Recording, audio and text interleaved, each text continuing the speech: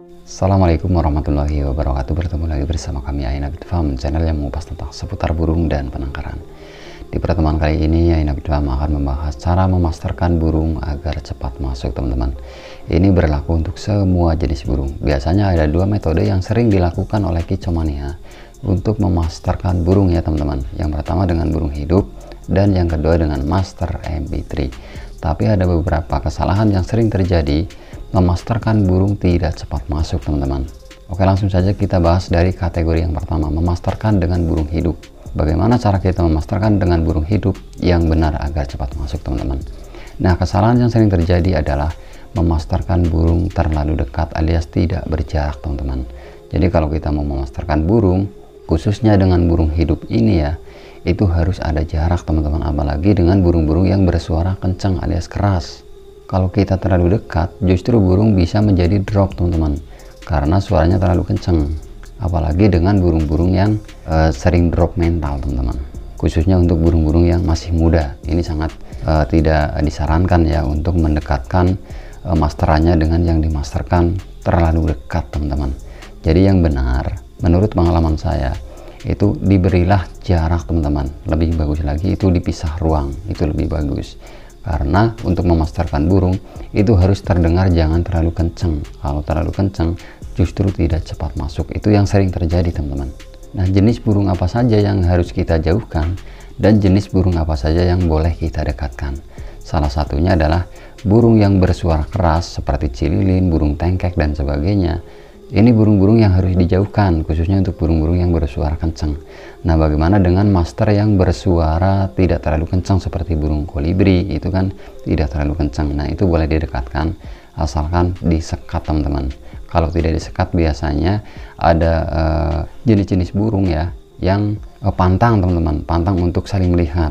Kalau tidak ada pantangan ya nggak masalah saling melihat. Cuman kalau ada pantangan itu jangan saling melihat, itu lebih bagus, teman-teman. Itu bisa dikasih jarak 1-2 meter kalau untuk burung-burung yang bersuara tidak kencang alias lirih. Tapi kalau untuk burung yang kencang suaranya itu harus dipisah ruang. Makanya banyak sekali kasus kita mempunyai burung masteran kok tidak masuk, justru yang masuk di tetangga sebelah, andai kata seperti itu ya teman-teman.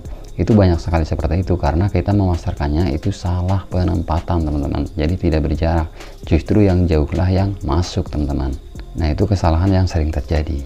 Nah, kesalahan kedua yang sering terjadi adalah kita mempunyai masteran yang kurang gacor, teman-teman. Bagaimana mau masuk masteran aja itu tidak gacor, apalagi master yang bisu. Justru ini yang sangat tidak dianjurkan. Kalau kita mau memasterkan burung ya harus mempunyai masteran yang gacor, supaya burung ini itu sering sekali untuk bunyi. Semakin sering bunyi, otomatis sering juga dia akan merekam untuk yang dimasterkan, teman-teman. Nah, itu kalau kita memasterkan dengan burung hidup. Nah, di kategori kedua ada pemasteran dengan MP3, teman-teman. Ini sering sekali yang digunakan oleh kicomania. Di samping murah meriah, ini juga sangat efektif jika kita tepat memasterkannya dengan metode yang tepat pula. Dan ada beberapa kesalahan yang sering terjadi juga, teman-teman. Salah satunya adalah kita memasterkan burung itu dengan volume yang kenceng. Itu yang menurut saya itu salah, teman-teman. Biasanya kalau terlalu kencang itu justru tidak cepat masuk. Makanya saya sudah bilang di awal, burung yang terdengar lirih di kejauhan itu biasanya yang masuk. Nah, itulah yang kita ambil dari pengalaman ini yang sering terjadi, teman-teman. Jadi kalau mau memasterkan burung itu hanya lirih saja, volume 1 yang penting terdengar. Berbeda dengan kita memasterkan burung terlalu kencang, justru tidak cepat masuk, teman-teman. Nah, itu di kesalahan yang pertama. Oke, kita lanjutkan di kesalahan yang kedua. Kita memasterkan burung dengan banyak materi, teman-teman.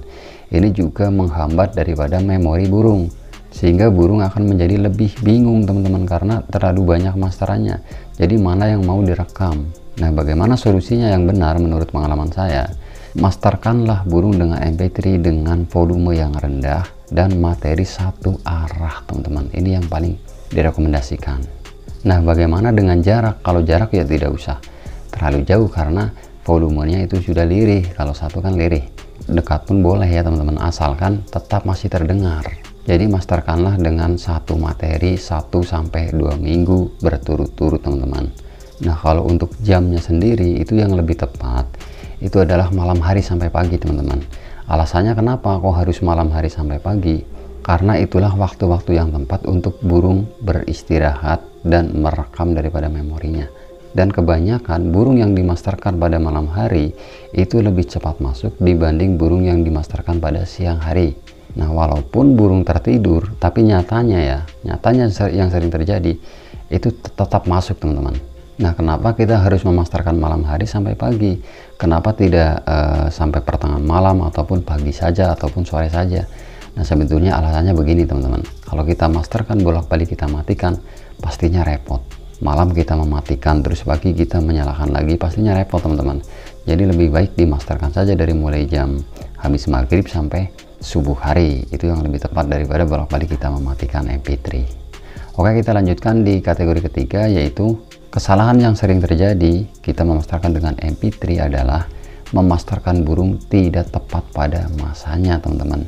Jadi ada masa-masa di mana burung ini wajib dimasterkan sehingga cepat masuk. Yang pertama adalah masa-masa dia masih trotol alias anakan. Dan yang kedua, masa-masa dia sedang mabung, teman-teman, walaupun dia sudah dewasa. Nah, inilah masa-masa yang tepat. Nah, terkadang kita salah dalam memasterkan. Kondisi burung sudah dewasa, tidak mabung kita masterkan. Nah, inilah yang sering terjadi kesalahannya. Jadi tidak cepat masuk, teman-teman. Nah, bagaimana kalau sudah dewasa? Ya, kita harusnya menunggu masa-masa dia mabung, teman-teman.